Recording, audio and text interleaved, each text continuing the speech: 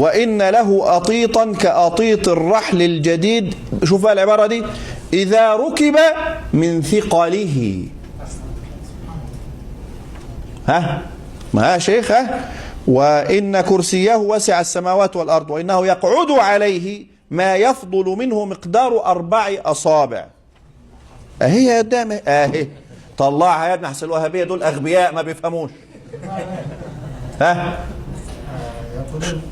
اصبر بس يا شيخ، أيامهم سودة إن شاء الله.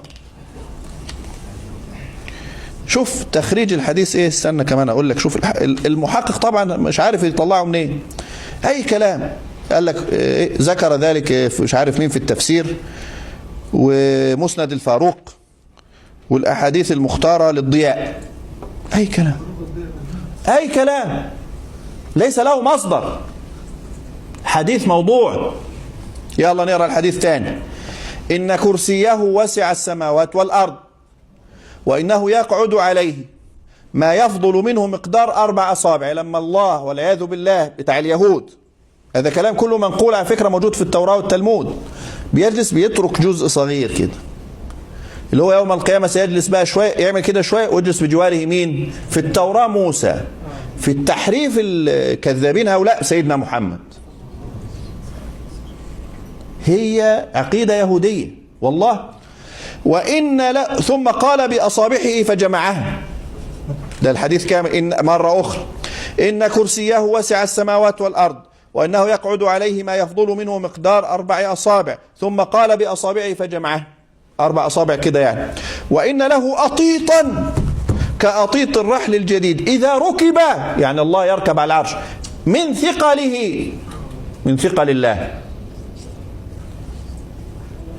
عقيدة هذه إسلامية أم يهودية؟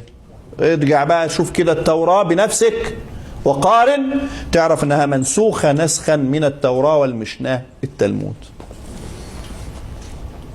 مرة تاني: إن كرسيه وسع السماوات والأرض وإن له أطيطا كأطيط الرحل الجديد إذا ركب من ثقله.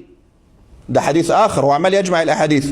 أتت امرأة إلى النبي فقالت كذا، فقال عظم الرب، الرسول عظم الرب. طبعا حديث موضوع، حديث موضوع.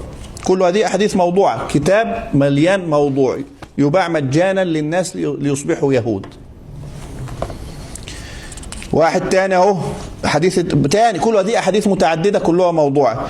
إن كرسيه فوق السماوات والأرض وإنه يقعد عليه فما يفضل منه مقدار 4 أصابع. ثم قال بأصابعه وإن له أطيطا كأطيط الرحل الجديد إذا ركب. بس ما قالش هنا من ثقله، لم يقل هنا من ثقله. ده أول حاجة، أول مصيبة، الأطيط والثقل لله. فمن شدة وزن الله، عارف الكرسي لما يعمل صوت من الثقل الشيء، ده يسمى في اللغة العربية الأطيط. عايز أجيب لكم بتاع الاستلقاء، استنى بس، عايز أجيب بتاع الاستلقاء. لأن مرة واحد من الجزائر وهابي، في مقطع قديم لنا منذ سنين طويلة حوالي 10 سنوات، حضرنا هذه الكتب وذكرنا منها حديث الاستلقاء. فقال لي الأخ الجزائري: أنت كذاب، الحديث مش موجود في الكتاب. وأنا كنت بقرأ من الكتاب، حظ وأنا شفت التعليق ده. فقلت له: يا أخي الحديث موجود في الكتاب. قال لي: لا، أنا عندي الشاملة وما شفتوش.